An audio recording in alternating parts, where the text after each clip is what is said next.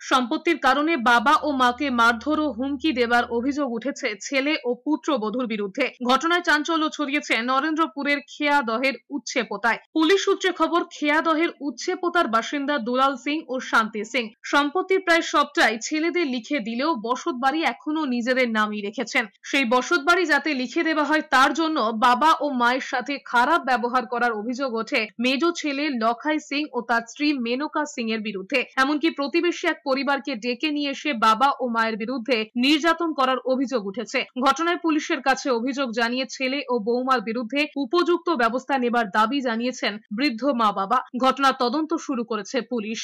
কেন আমাদের ঘরতে থাকতে দেবে না, ঘর থেকে বার করে দেবে।